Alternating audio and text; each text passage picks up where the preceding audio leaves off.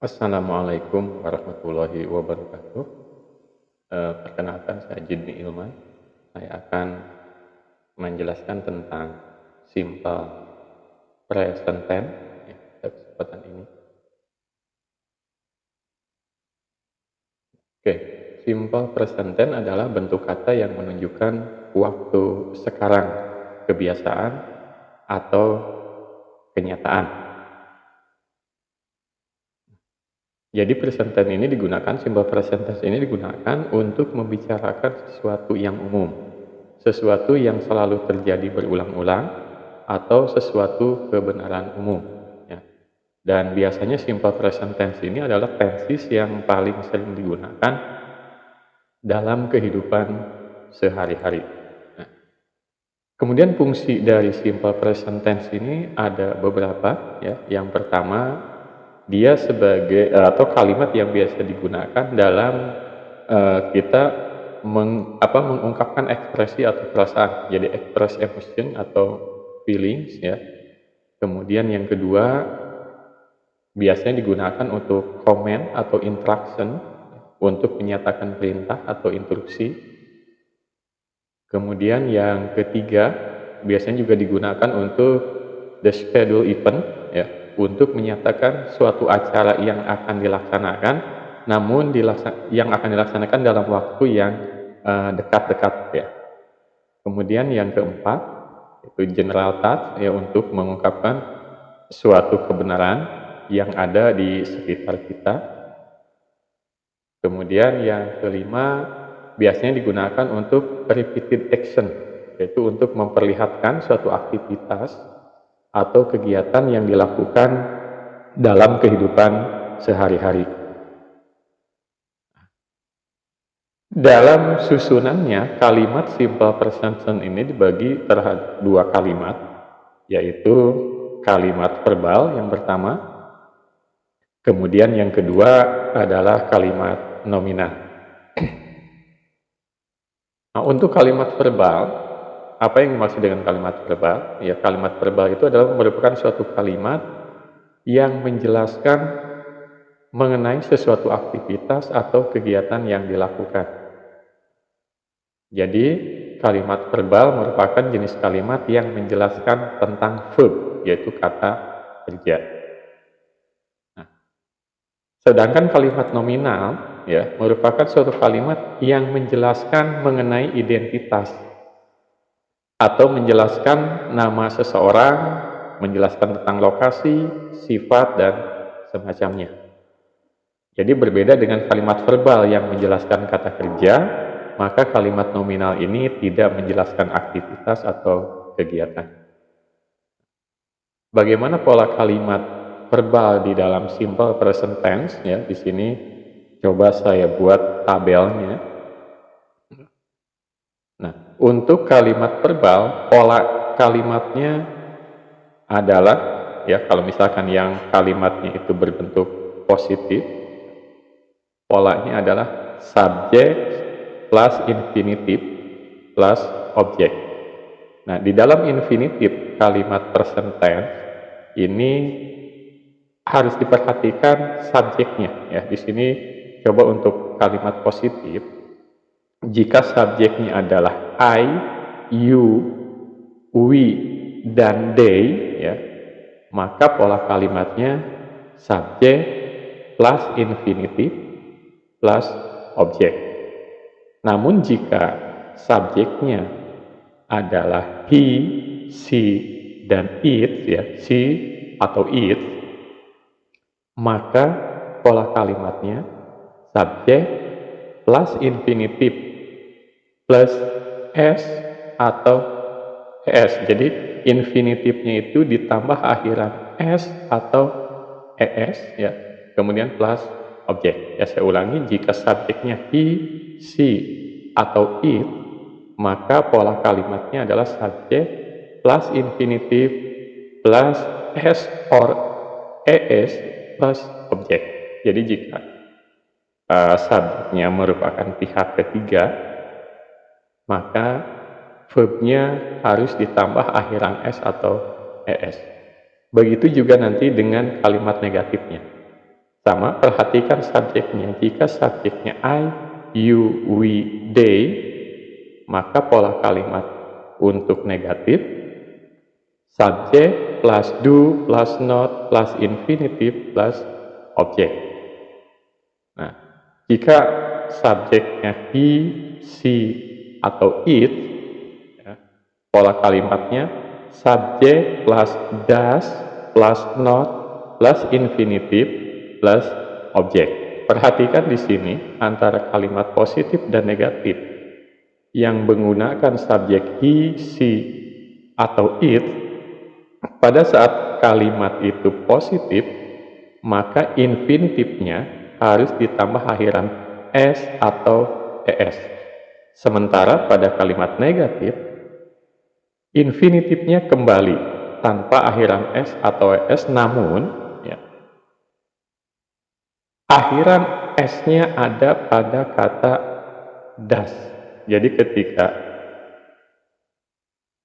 negatif, maka setelah subjek ada kata does not, ya. Sementara infinitifnya kembali kepada semula tanpa akhiran s atau es seperti kata positif. Itu yang negatif. Kemudian kalimat interrogatif atau kalimat tanya, jika subjeknya I, you, we, they, maka pola kalimatnya do plus subjek plus infinitive plus objek plus question tag. Ya, itu untuk pola kalimat subjek yang subjeknya pola kalimat present tense yang subjeknya I, you, we, they. Jika pola kalimat present tense-nya dengan subjek he, she, atau it, maka pola kalimat tanyanya ya, adalah does plus subjek plus infinitive plus objek plus question tag. Ini pola kalimat untuk tanya. Nah, keterangan di sini yang dimaksud dengan infinitif yaitu kata kerja dasar. Itu infinitif itu pengertiannya adalah kata kerja dasar atau sering disebut juga kata kerja bentuk pertama. Nah, di dalam pola itu biasanya ditulisnya verb 1 or V1. Jadi biasanya ditulis dengan kata tulisan verb 1 atau V1. Biasanya pola kalimatnya seperti itu.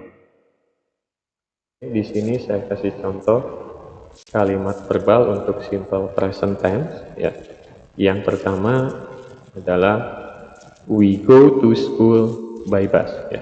Bisa diperhatikan di sini we sebagai subjeknya ya, masuk ke dalam kelompok yang tadi dalam tabel I, you, we, they, sehingga infinitifnya adalah go, tidak ada tambahan s atau es. Kemudian contoh yang kedua, perhatikan she goes to school by bus. Jadi she goes to school by bus, dia ada akhiran es karena subjeknya adalah she ya. Kemudian yang ketiga, he goes to school by bus ya. Jadi sama menggunakan akhiran es. Sedangkan contoh yang keempat, karena subjeknya I ini dalam kelompoknya sama dengan we, maka kata kerjanya tidak menggunakan akhiran s atau s. I live in Bogor. Kalau yang kalimat berikutnya, my friend lives in Bandung. Ya. Karena di sini subjeknya my friend, nah my friend ini sebanding dengan si atau he ya. Jadi ada akhiran s. Begitu juga dengan nama orang ya. Nama orang itu sama dengan kata ganti nama, jadi sebanding ya, sehingga pada infinitifnya harus ditambah s atau es. Budi lives in Jakarta. Namun jika nama orangnya lebih dari satu ya, pada kalimat berikut nih, Budi and Arif. Nah, ketika ada dua nama atau lebih dalam kalimat ini, ada dua orang, berarti dia sebanding dengan they atau jamak ya, sehingga infinitifnya tidak ditambah akhiran s. Budi and Arif live in Jakarta. Sebanding dengan kalimat ini, they live in Jakarta. Kemudian kalimat verbal ini untuk simple present tense juga berlaku penambahan s atau es itu jika subjeknya ini adalah it, dengan kata lain yaitu nama sesuatu atau binatang misalkan. Contoh di sini adalah a cat eats fish, ya, seekor kucing. Nah, di sini verbnya menggunakan akhiran s. Kucing makan ikan. Atau kejadian yang sudah pasti ya seperti ini, the sun rises in the east, ya. Jadi matahari terbit di sebelah timur. Ini menggunakan akhiran s. Inilah contoh-contoh kalimat verbal bagaimana penggunaan jika subjeknya adalah subjek yang I, you, we, they, ya, tanpa penggunaan s. Kemudian jika she, he, it itu menggunakan s. Nah, persoalannya bagaimana, apakah penambahannya s atau es? Ya, jadi kata verb ini kadang-kadang masih bingung penambahannya itu apakah cukup s aja atau ada es. Saya kasih contoh untuk aturan-aturan penambahan s atau es pada verb yang bersubjek nanti she, he, it pada simple present tense, ya. Yang pertama, nah pada umumnya kata kerja itu langsung ditambah s. Sebagai contoh kata work, ya, maka langsung ditambah s. Kemudian yang kedua, sing, ini juga langsung ditambah s, ya. Ya, subjeknya he, she, it. Kemudian write, ya sama, writes, ya, menulis. Kemudian yang kedua, aturan yang kedua, jika kata kerja yang berakhiran huruf ch, o, s, sh, x atau z, maka penambahannya itu adalah dengan nambah es, ya. Kita lihat contohnya. Nah, pass, ya, menjadi passes, ya, melewati. Kemudian contoh lain, finish. Di sini akhirannya sh, maka penambahannya harus penambahan es menjadi finishes, ya, menyelesaikan. Kemudian teach, nah, ini akhirannya ch, ya, aturannya akhiran ch sehingga ada penambahan es, ya, teaches. Fix, akhirannya x ditambah es. Jadi aturannya tadi kembali, ya, jika akhirannya ch, o, s, sh, x atau z, maka penambahan pada infinitifnya adalah s. Go, ya, seperti contoh kalimat tadi, karena akhirannya o menjadi penambahannya ditambah es, jadi gas. Nah, yang ketiga, jika kata kerja itu berakhiran huruf y namun didahului oleh huruf mati atau konsonan, maka langkahnya akhiran y-nya itu diganti dulu dengan i kemudian ditambah es. Nah, contoh ini study. Study ini akhirannya y, sebelumnya diawali dengan huruf konsonan, huruf d, maka y ini diganti menjadi i dan ditambah es, ya, studies. Ya, belajar. Kemudian yang kedua, contoh kedua, fly. Ya, ini huruf y, sebelumnya ada huruf l, konsonan, maka penulisan penambahan es-nya seperti ini. Ya. Y-nya diganti dengan huruf i, kemudian ditambah akhir es. Kemudian yang keempat, aturan yang keempat adalah jika kata kerjanya berakhiran huruf y, didahului huruf vokal, maka penambahannya hanya penambahan s. Contoh, stay, ya, menjadi stays. Kemudian buy, ya, menjadi buys, beli. Kemudian play, menjadi plays, bermain. Ini aturan penambahan s atau s, sehingga kita tidak bingung lagi apakah verb ini ditambah s atau es. Nah, bagaimana penerapan kalimat simple present tense untuk positif, negatif, dan interrogatif? Kita ambil contoh dari kalimat yang pertama tadi. We go to school by bus. Ini kalimat positifnya. Perhatikan we sebagai subjek, infinitifnya go. We go to school by bus. Maka negatifnya dengan menambah kata do not. We do not go to school by bus. We do not go to school by bus. Tidak ada perubahan pada infinitifnya, hanya ada penambahan kata do not antara subjek dan infinitif. Kemudian untuk interrogatifnya, kata do ini pindah ke awal kalimat dan notnya hilang. Do we go to school by bus? Ditambah lambang tanda tanya. Do we go to school by bus? Ini jika subjeknya adalah seperti tadi dalam tabel ya, I, we, you, they, maka penggunaan kalimatnya di positif, negatif, atau interrogatif seperti ini. Jadi untuk negatifnya menggunakan do not, untuk interrogatifnya do-nya disimpan di awal kalimat, dan infinitifnya tidak ada perubahan apapun. Bandingkan dengan contoh kalimat kedua yang subjeknya merupakan kelompok she, he, atau it ya. Maka untuk positifnya she goes to school by bus. Jadi she goes to school by bus, contohnya seperti sama kayak tadi.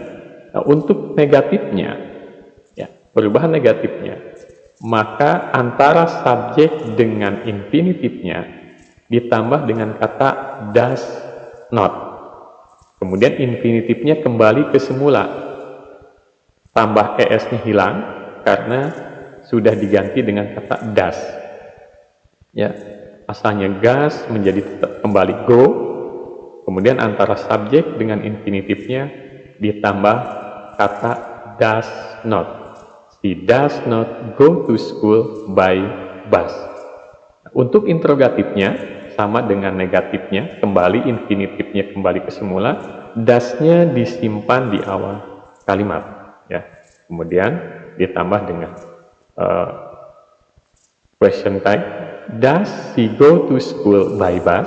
Ya, jadi kata does-nya disimpan di depan, kemudian infinitifnya berubah kembali ke semula. Jadi perbedaan antara kalimat yang pertama dengan kalimat yang kedua, ya, karena subjeknya yang pertama we dan ini she, pada kalimat positif di sini akhiran s-nya berubah kembali ke semula, tapi dengan penambahan kata does ya. Jadi ini adalah contoh kalimat pertama dan kalimat kedua untuk positif negatif. Nah, kemudian sebagai catatan ya, di sini do not ya bisa ditulis menjadi don't ya. Do not ini we do not go to school by bus. Kata do not bisa ditulis dengan don't. Kemudian pada kata she does not go to school by bus bisa ditulis menjadi does not. Jadi pada kalimatnya nanti kalau we do not go to school by bus bisa ditulis menjadi we don't go to school by bus. Kemudian yang kedua, she does not go to school by bus bisa ditulis menjadi she doesn't go to school by bus. Nah, inilah contoh-contoh kalimat verbal positif, negatif, interrogatif untuk simple present tense ya. Mungkin itu dulu yang bisa sampaikan untuk kalimat nominal, juga untuk kalimat tanya yang menggunakan question word seperti who, why, where, when, dan how mungkin bisa disampaikan pada kesempatan yang lain ya. Terima kasih, semoga bermanfaat. Assalamualaikum warahmatullahi wabarakatuh.